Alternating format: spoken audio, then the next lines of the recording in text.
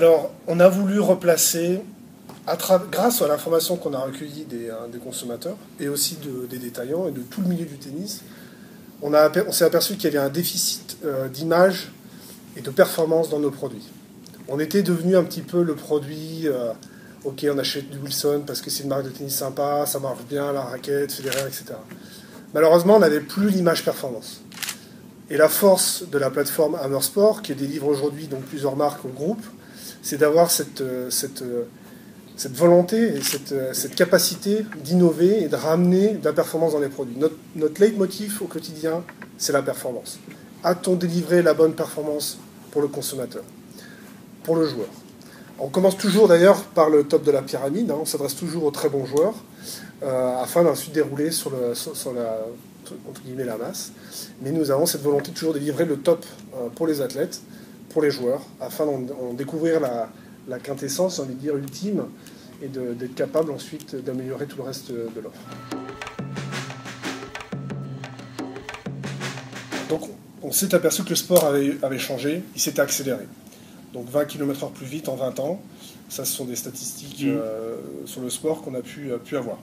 Donc le jeu s'accélère, ça veut dire quoi? Ça veut dire que le joueur a besoin d'être plus réactif sur le terrain. Donc il a des nouvelles attentes. Le sport est devenu tellement rapide, on voit les joueurs sur le court, on voit aujourd'hui des échanges, on voit des choses sur le court qui sont surprenantes. Et quand on regarde des images d'il y a 20 ans, on ne voit pas le même sport quasiment. Donc on a pris ça en compte et on s'est dit, ok, le jeu accéléré. Ça, c'était notre constat à nous. La marque, on s'est dit, tiens, le jeu a vraiment accéléré. Et au niveau du consommateur, ça s'est ressenti de la même façon. Les gens commencent à nous dire, ouais, j'ai besoin d'être plus réactif. Eux, ils ne se sont pas dit, le jeu a accéléré. Ils se sont dit, je paume des balles parce que je ne vais pas assez vite quand je vais sur la balle. Donc on a combiné ces deux constats, en fait, et on s'est dit, bon, ok, notre engagement, il va être sur la réactivité du joueur sur le terrain. Donc nous allons développer un produit plus réactif. Tout est parti de là, l'idée de départ était là. Et c'est comme ça qu'on est venu, avec notre idée de base, arriver avec un produit plus réactif. Alors, pour apporter un bénéfice comme la réactivité, il faut avoir des concepts techniques. C'est-à-dire qu'on va construire, quand on prend l'exemple d'une voiture, par exemple, on se dit j'ai une voiture qui va vite. On fait un moteur qui va faire un moteur puissant, etc. Bon, on a eu la même démarche. On s'est dit comment on va améliorer la réactivité du joueur, quelles sont les solutions qu'on va étudier. Alors on est parti dans différentes directions, on a identifié différentes voies, différentes solutions technologiques, et au final, on a réussi par élimination, et aussi parce qu'on avait des convictions aussi sur des concepts, à trouver le bon concept, et on a développé notamment le 3DFS, c'est le siège baquet que vous avez à l'avant du pied de la Roche Pro pour 2013. Donc là, c'est notre innovation majeure. On s'est dit, tiens, pour améliorer l'activité, en fait, parce que le jeu accélère, les gens sont sur l'avant, sur les plantes de pied, et les gens, pour être plus réactifs, vont utiliser énormément cette zone au niveau du pied et vont exploser à partir de là.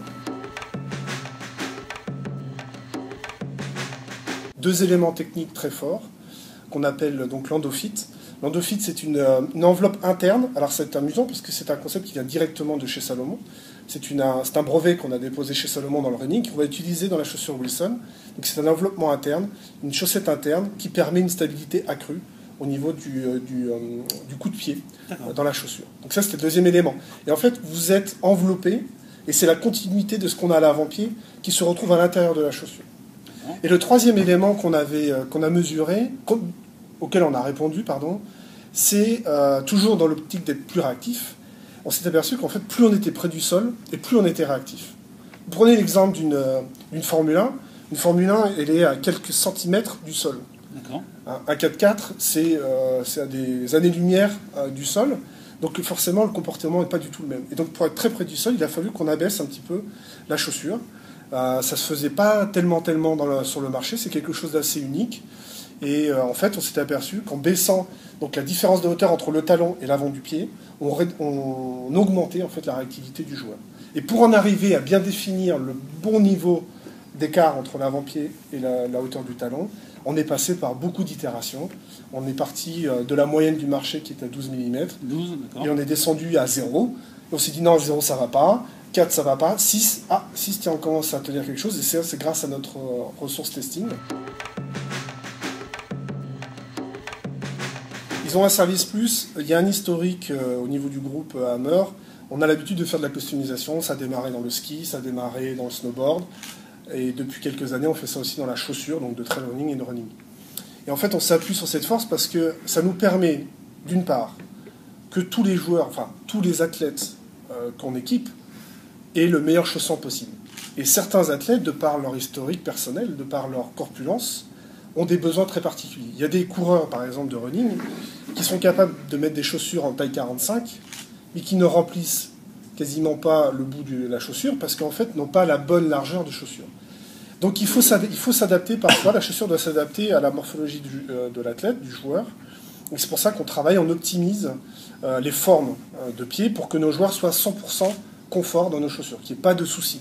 Ce sont des joueurs donc, qui passent énormément de temps sur le terrain, donc ils doivent avoir le meilleur produit possible. Et ensuite, ça a un double intérêt, c'est-à-dire qu'on, grâce à leur retour, c'est comme de la Formule 1. On développe les produits et on en tire de l'information.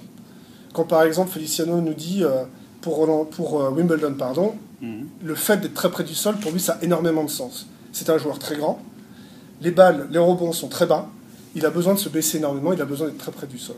Donc la chaussure de gazon qu'on va livrer pour 2013, pour cette année, sera dans cette optique-là. On va réduire encore et ils seront encore plus près du sol. Et en fait, l'athlète est une richesse importante pour nous, aussi dans le, comment dirais-je, dans la découverte de besoins. Parce que quand on parle du consommateur, un joueur ATP n'a pas forcément aussi le même besoin. Il peut avoir des choses encore plus extrêmes, des besoins encore plus extrêmes.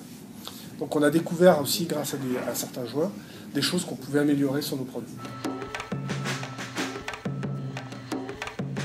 Et en fait, Philippe avait un problème. Il avait un problème de douleur de voûte plantaire. Et donc, quand on lui a fait la customisation, on a corrigé ce problème de douleur. Et là, son agent m'a dit, vous pouvez vraiment être fier, parce que ça fait 2 ans que Philippe bataille avec son pied. Quand il a raté les Jeux Olympiques, c'était pas derrière des histoires de gros sous ou quoi que ce soit. Il avait vraiment un problème de pied. Ce problème-là, il le traînait depuis des années. Et en fait, en lui faisant la customisation à 100%, donc semelle orthopédique plus la tige de la chaussure, on a réussi à corriger ce problème. Donc maintenant, il se sent très bien dans la chaussure. Alors, on n'a pas rejeté l'idée, mais on s'est dit, prenons le temps de bien comprendre, encore une fois, ce que le consommateur a besoin. De quoi il a besoin? Quand on parle de ces solutions-là, qu'est-ce que ça lui amène? Quel est le bénéfice qu'il en retire? Aujourd'hui, on n'a pas encore vraiment étudié ce sujet-là parce qu'on a 2 innovations qui vont arriver en 2014 et en 2015 qui vont être radicales. Quand je dis radicales, c'est-à-dire que c'est des choses qu'on n'aura jamais vues auparavant dans le tennis. D'accord.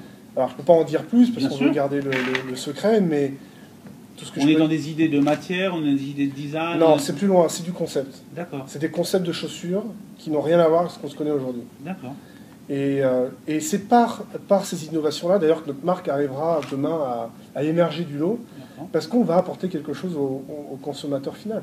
Aussi bien au joueur ATP, puisqu'on va lui apporter un plus, mais aussi aux joueurs de tous les jours, comme toi ou moi, parce qu'on y aura aussi notre intérêt, on y verra aussi le bénéfice qu'on produit avec ces chaussures-là.